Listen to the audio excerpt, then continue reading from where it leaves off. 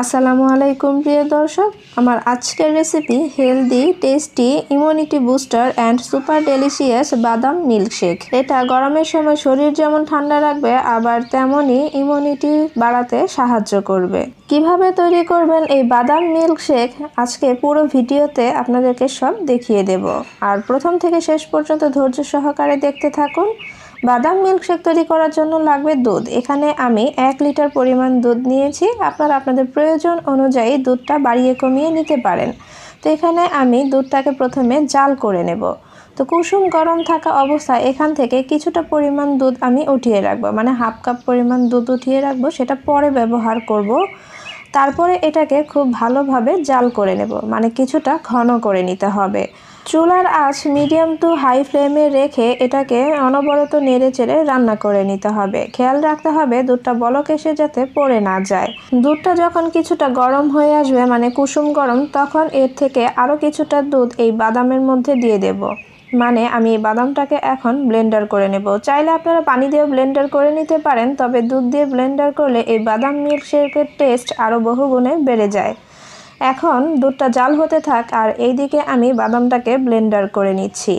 আর এই বাদামটাকে আমি 1 ঘন্টা আগে থেকেই পানিতে ভিজিয়ে রেখে এর ছালটাকে উঠিয়ে নিয়েছি। এখন এটাকে ব্লেন্ডার করে নেব, তবে ব্লেন্ডার খুব বেশি মিহি করব না, একটু দানা দানা রেখে দেব। এতে করে মিল্কশেকটা খাওয়ার সময় আরও বেশি টেস্টি লাগবে। তো দেখতে পাচ্ছেন আমি এটাকে কীরকম দানাদার করে রেখেছি, আপনাদেরকে একটু দেখিয়ে দিচ্ছি। এখন এটাকে এক সাইডে রেখে দেব। আর এখানে যে আমি দুধটা উঠিয়ে রেখেছিলাম, এখন এর মধ্যে অ্যাড করে দেব কাস্টার্ড পাউডার। আর এখানে আমি 1.5 চামচ পরিমাণ কাস্টার্ড পাউডার নিয়েছি। আপনারা যদি দুধটা এখানে কম নেন, তাহলে কাস্টার্ড পাউডারটা আরও কিছুটা কম নিতে পারেন। তো কাস্টার্ড পাউডারটাকে এখন দুধের সাথে খুব ভালোভাবে মিশিয়ে নিতে হবে, যেন কোনো লাম্পস না থাকে। তো আমি কাস্টার্ড পাউডারটাকে মিশিয়ে নিয়েছি। এখন এটাকে এক সাইডে রেখে দেব। চুলায় যে দুধটা বসিয়ে রেখেছি সেটা কিন্তু অনেকটা ঘন হয়ে এসেছে। দেখতে পাচ্ছেন উপর থেকে সর জমে গিয়েছে, আবার অনেকটা কমেও গিয়েছে। মানে 7 থেকে 8 মিনিট আমি মিডিয়াম টু হাই ফ্লেমে রেখে এটাকে জাল করে নিয়েছি, তাই এটা অনেকটা ঘন হয়ে এসেছে। এখন এ পর্যায়ে অ্যাড করে দেব হাফ চামচ এলাচের গুঁড়া। আপনারা চাইলে রোজ এসেন্স অথবা কেওড়া জল দিতে পারেন এই এলাচের গুঁড়ার পরিবর্তে, আবার চাইলে স্কিপও করতে পারেন। আমি শুধুমাত্র ফ্লেভারের জন্য অ্যাড করে দিয়েছি। এতে করে বাদাম মিল্কশেক খাওয়ার সময় অনেক সুন্দর একটা ফ্লেভার পাওয়া যায়। তো দুধটা যখন প্রায় অনেকটা ঘন হয়ে এসেছে, তখন এর মধ্যে অ্যাড করে দেব কাস্টার্ড পাউডারের যে মিশ্রণ সেটা। তো দেওয়ার আগে কাস্টার্ড পাউডারের মিশ্রণটা আবার একটু চামচ দিয়ে ঘুরিয়ে নিতে হবে, না হলে কাস্টার্ড পাউডারের মিশ্রণটা নিচে জমে যায়। মিশ্রণটা দেওয়ার সময় চুলার আঁচ একেবারে লো করে অল্প অল্প করে মিশ্রণটা দিয়ে খুব ভালোভাবে মিশিয়ে নিতে হবে।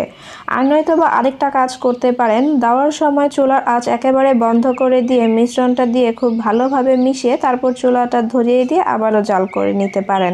এতে করে দুধটা দলা পেকে যাবে না, তাই এভাবে করে করে নিতে বলেছি। তো আপনাদের যেভাবে সুবিধা হয় আপনারা সেভাবেই করে নিতে পারেন। কাস্টার্ড মেশানো হয়ে গেলে অ্যাড করে দিচ্ছি চিনি। এখানে আমি 4 চামচ চিনি দিয়েছি। আপনারা চাইলে বাড়িয়ে কমিয়ে দিতে পারেন। যদি একটু মিষ্টি বেশি খান, তাহলে আরও 1 থেকে 2 চামচ চিনি বেশি দিয়ে দিতে পারেন।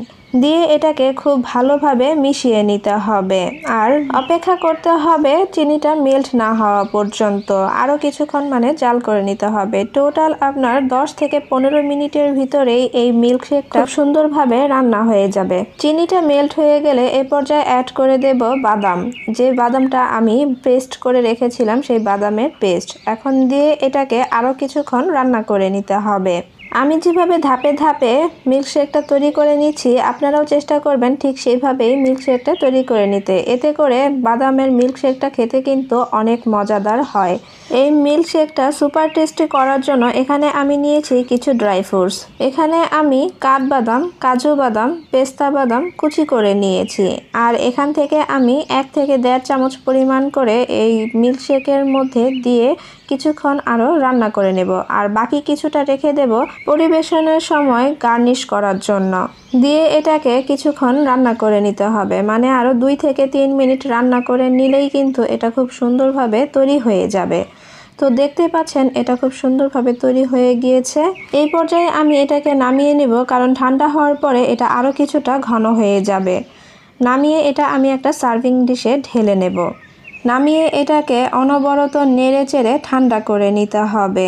যখন কিছুটা ঠান্ডা হয়ে যাবে তখন ফ্রিজে রেখে দেব 1 থেকে 1.5 ঘন্টার জন্য, আরও কিছুটা ঠান্ডা হওয়ার জন্য। তো আমি 1.5 ঘন্টার পরে ফিরে এসেছি। দেখতে পাচ্ছেন এটা কীরকমভাবে ঘন হয়েছে। বেশি পাতলাও না আর বেশি ঘনও না, এই ঘনত্বের হবে বাদাম মিল্কশেক। এখন এটাকে আমি গ্লাসে পরিবেশন করব। এই গরমের যে কোনো সময় অথবা রমজানের ইফতারিতে ঠান্ডা ঠান্ডা পরিবেশন করতে পারেন। আর তৈরি হয়ে গেল super tasty healthy immunity booster বাদাম মিল্কশেক। বাসায় একবার হলো ট্রাই করবেন, ছোট থেকে বড় সবাই পছন্দ করবে। আশা করছি আমার আজকের রেসিপিটিও আপনাদের কাছে ভালো লেগেছে। ভালো লেগে থাকলে প্লিজ একটি লাইক দিয়ে দিবেন, আর চ্যানেলে নতুন হলে চ্যানেলটি সাবস্ক্রাইব করে পাশে থাকবেন। আর যারা অলরেডি সাবস্ক্রাইব করেছেন তাদের সবাইকে অসংখ্য ধন্যবাদ জানিয়ে আজকের মতো বিদায় নিচ্ছি। সবাই ভালো থাকবেন। আল্লাহ হাফেজ।